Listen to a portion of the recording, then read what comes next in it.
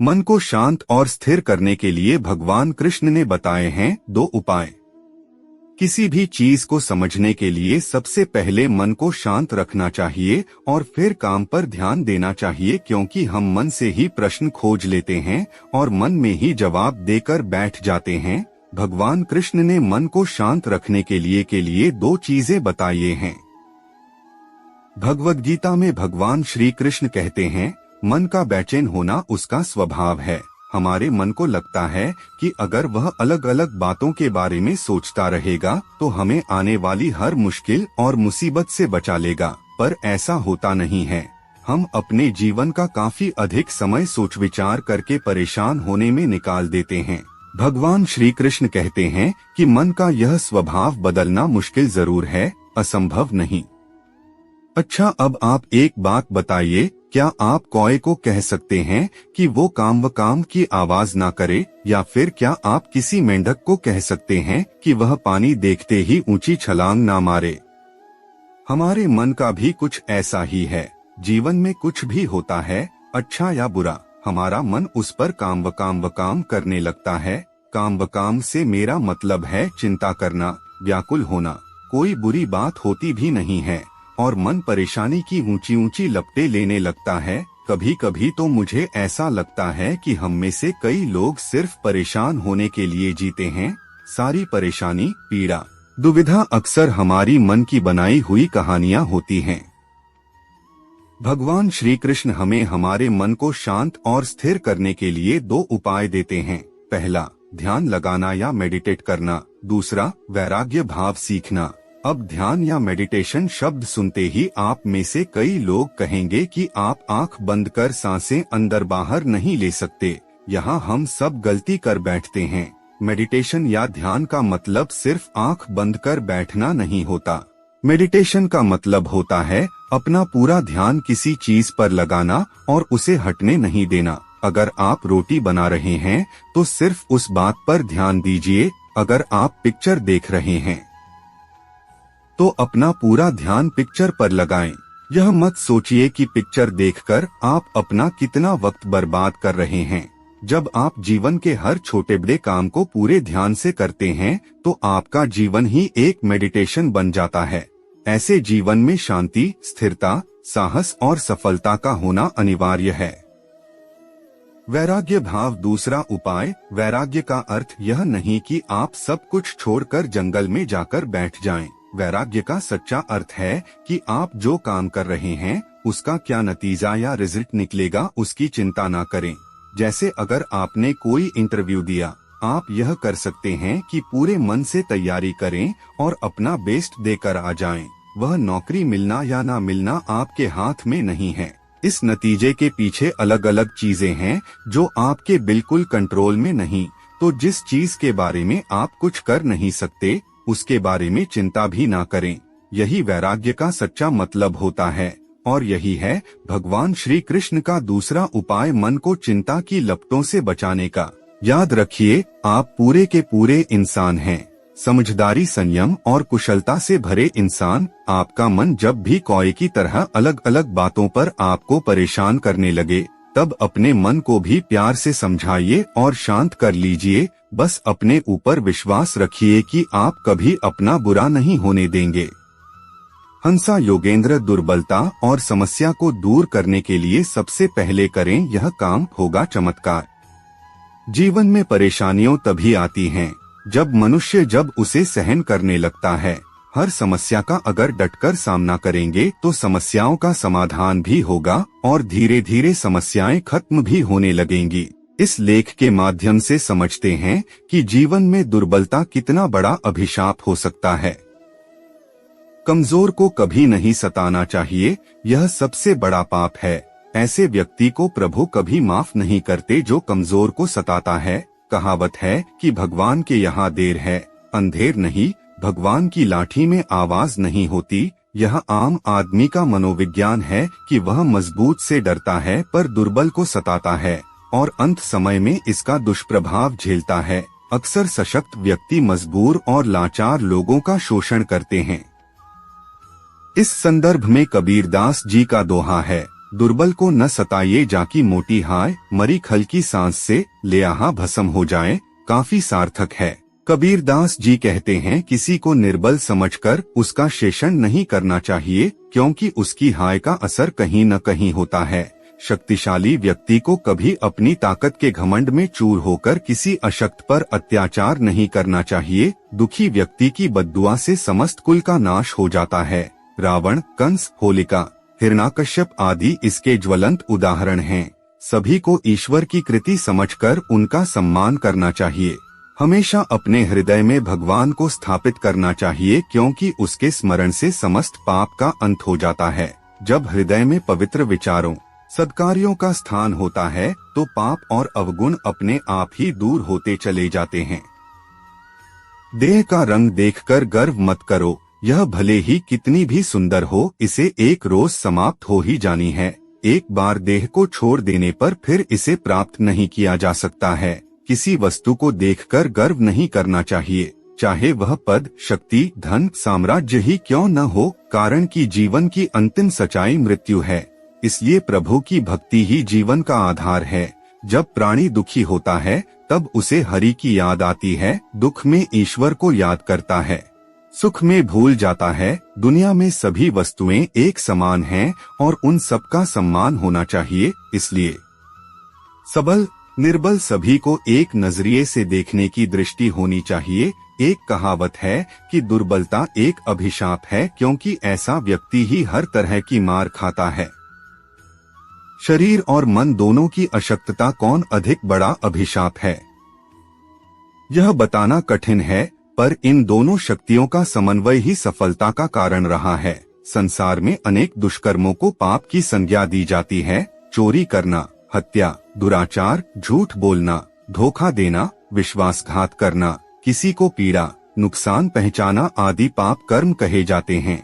लेकिन एक और भी बड़ा पाप होता है, वह है कमजोर होना। दुर्बलता से अन्य पापों को प्रोत्साहन मिलता है। निर्बल आदमी ही पाप में जल्दी प्रवृत्त होता है। स्वामी विवेकानंद ने कहा है, कमजोरी कभी न हटने वाला बोझ और यंत्रणा है, इसका नाम ही मृत्यु है। हमारे बहुत से दुखों का कारण भी यही है।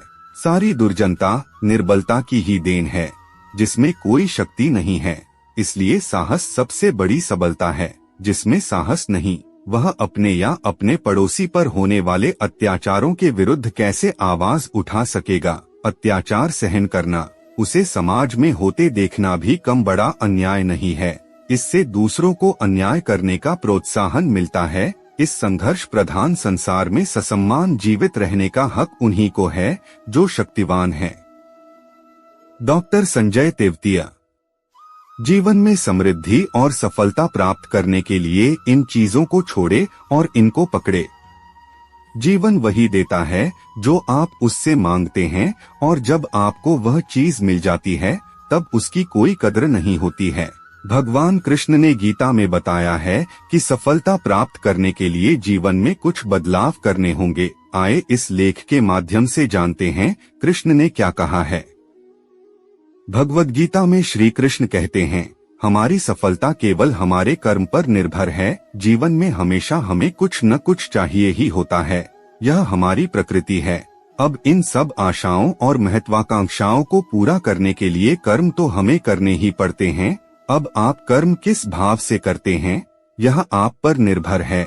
आपके कर्म के पीछे जो भावना होती है, वह आपके संतोष का सबसे बड़ा कारण बन सकती है। भगवान श्री कृष्ण हमें बताते हैं कि इस जीवन में कर्म से बचना असंभव है। अब कर्म आपके मन को भाने वाले हों या आपके मन को जलाने वाले हों, मनुष्य जीवन की नीति कर्म है। जीवन का आधार कर्म है। अगर आप मोह में बंधकर कर्म करने से मना कर देंगे तो परिस्थितियां ऐसी हो जाएंगी कि वे आपसे वही कर्म कराकर रहेंगी। यह वैसी ही बात है जब अर्जुन कुरुक्षेत्र के महायुद्ध के बीचों बीच अपने अस्त्र डाल देते हैं, क्योंकि कुछ क्षणों के लिए अर्जुन इस मोह में बंध जाते हैं कि अस्त्र उठाने से वह अपने कुल का, अपने संबंधियों का विनाश रचेंगे।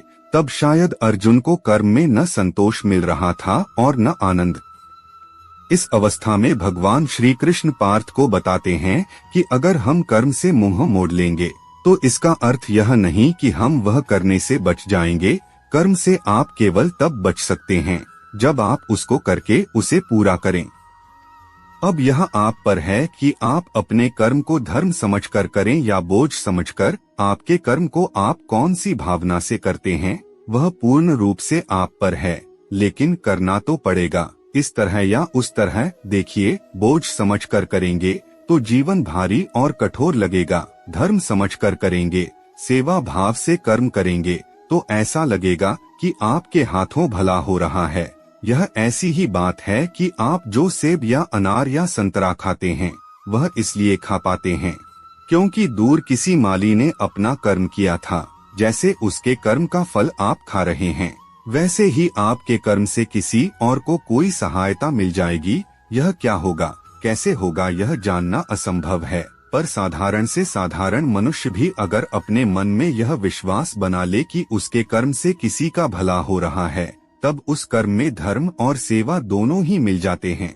हम सब इस बात को किसी न किसी रूप में मानते ही हैं और करते भी हैं। जैसे जब हम ऐसी नौकरी करें जो हमें उतनी पसंद नहीं होती, लेकिन उस नौकरी से हमारा घर चल रहा हो या हमारा परिवार खुश रह रहा हो, तो हम हमारा मोह छोड़ देते हैं। इसी कर्म में धर्म का भाव मिलता है।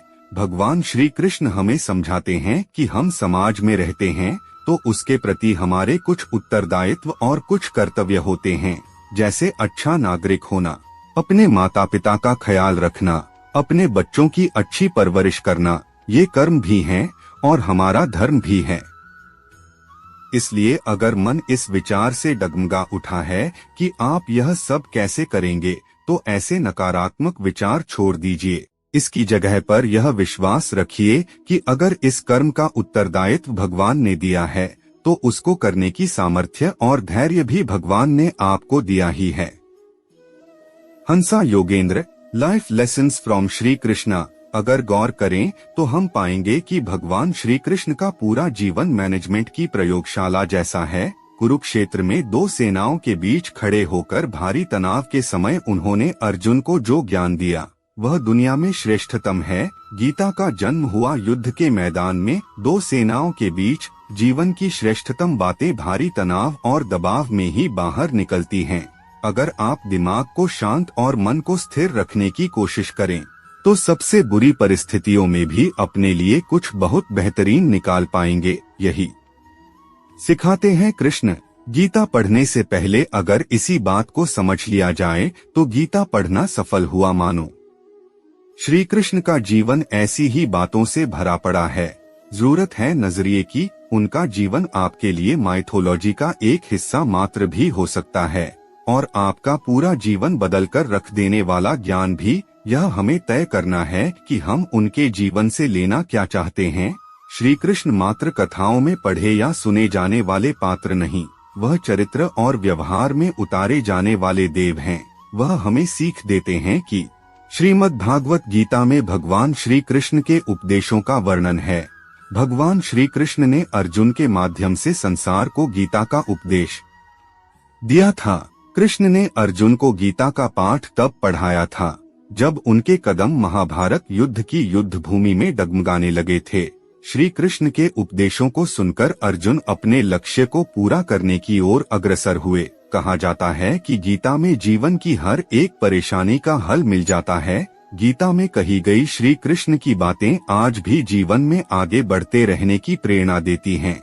ऐसे में किसी भी परेशानी का हल पाने और जीवन में सफलता पाने के लिए गीता की कुछ बातों का ध्यान रखना चाहिए। माना जाता है कि जो भी व्यक्ति गीता की इन 5 बातों का जीवन में अनुसरण कर लेता है वह हर काम में जरूर विजय हासिल कर लेता है। ये रहे गीता के अनमोल उपदेश जो जीवन को नई राह दिखाते हैं। फल की इच्छा छोड़ कर्म पर ध्यान देना चाहिए। गीता में श्री कृष्ण ने कहा है कि मनुष्य को फल की इच्छा छोड़कर कर्म पर ध्यान देना चाहिए। मनुष्य जैसा कर्म करता है उसे फल भी उसी के अनुरूप मिलता है। इसलिए व्यक्ति को अच्छे कर्म करते रहना चाहिए। स्वयं का आकलन। श्री कृष्ण के अनुसार व्यक्ति को खुद से बेहतर कोई नहीं जान सकता, इसलिए स्वयं का आकलन करना बेहद जरूरी है। गीता में कहा गया है कि जो व्यक्ति अपने गुणों और कमियों को जान लेता है वह अपने व्यक्तित्व का निर्माण करके हर काम में सफलता प्राप्त कर सकता है। मन पर नियंत्रण। हमारा मन ही हमारे दुखों का कारण होता है। ऐसे में श्री कृष्ण ने गीता में कहा है कि जिस व्यक्ति ने अपने मन पर काबू पा लिया वह मन में पैदा होने वाली बेकार की चिंताओं और इच्छाओं से भी दूर रहता है, साथ ही व्यक्ति को अपने लक्ष्य को भी आसानी से प्राप्त कर लेता है। क्रोध पर काबू रखें। क्रोध में व्यक्ति नियंत्रण खो बैठता है और आवेश में आकर गलत कार्य कर देता है, यहाँ तक कि कभी कभी गुस्से में व्यक्ति खुद का अहित कर बैठता है। गीता में श्री कृष्ण ने बताया है कि क्रोध को खुद पर हावी नहीं होने देना चाहिए। यदि गुस्सा आए तो स्वयं को शांत रखने का प्रयास करें। स्पष्ट नजरिया। गीता के अनुसार व्यक्ति को संदेह या संशय का स्थिति में नहीं रहना चाहिए।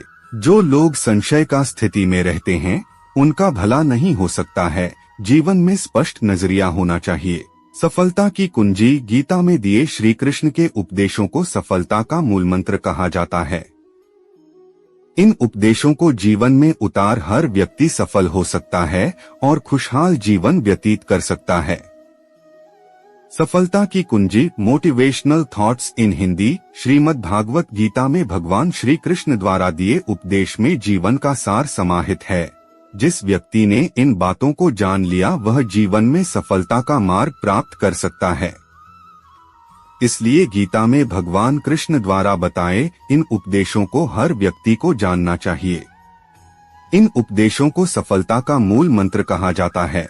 ये मंत्र व्यक्ति को सही राह दिखाते हैं और इससे व्यक्ति खुशहाल व सफल जीवन व्यतीत करता है। महाभारत के युद्ध में भी भगवान कृष्ण ने अर्जुन को गीता के उपदेश सुनाए, जिससे युद्ध में पांडवों की जीत हुई। ठीक इसी तरह से जब भी आप खुद को कठिनाई, असफलता, निराशा या असमंजस की स्थिति में पाते हैं तो श्री कृष्ण के इन उपदेशों को अपने जीवन में जरूर उतारें। इससे आपकी हर परेशानी दूर होगी और सफलता के मार्ग प्रशस्त होंगे। साथ ही इन उपदेशों से व्यक्ति सुखी जीवन का भोग करता है। इस चीज का कभी नहीं करना चाहिए शोक। मृत्यु अटल सत्य है। भगवान कृष्ण गीता में कहते हैं, जिसका जन्म हुआ है उसकी मृत्यु भी निश्चित है, इसलिए इसे लेकर शोक करना व्यर्थ है। संदेह करना छोड़े। कुछ लोगों में बिना वजह संदेह या शक करने की आदत होती है। ऐसे लोग कभी खुश नहीं रह पाते हैं। साथ ही इस आदत से रिश्तों में प्यार और भरोसा दोनों की खत्म हो जाते हैं। इसलिए बिना वजह संदेह करने की आदत का आज ही त्याग कर दें।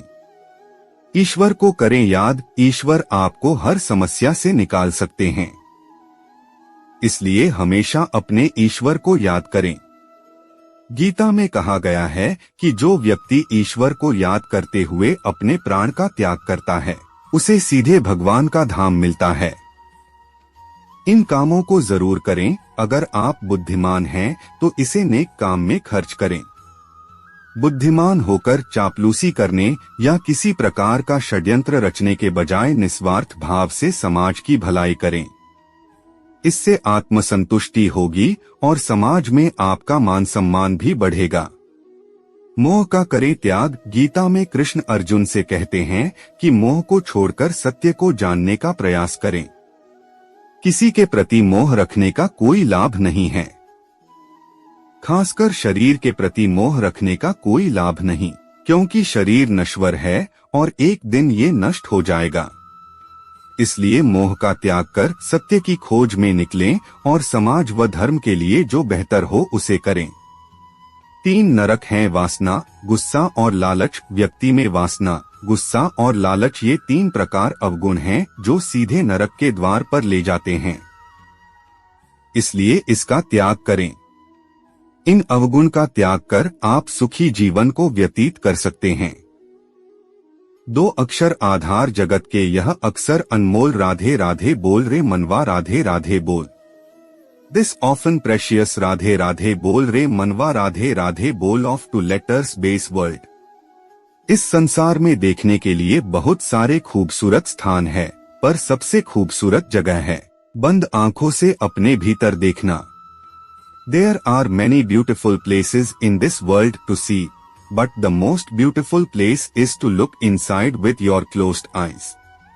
अपनी उम्र और पैसों पर कभी भी घमंड मत करना, क्योंकि जो चीज गिनी जा सकती है वो यकीनन खत्म हो जाती है। Never be proud of your age and money because everything that can be counted surely ends. सब कुछ हासिल नहीं होता जिंदगी में, यहाँ किसी का काश तो किसी का अगर रह जाता है। Everything is not achieved if someone's wish remains here in life, then someone's wish remains. तुम अपने क्रोध के लिए दंड नहीं पाओगे, तुम्हारा क्रोध खुद ही तुम्हें दंडित करेगा। You will not be punished for your anger itself will punish you. जिसने अपने आप को वश में कर लिया है, उसकी जीत को देवता भी हार में नहीं बदल सकते। Even the gods cannot convert the victory of the one who has subdued himself.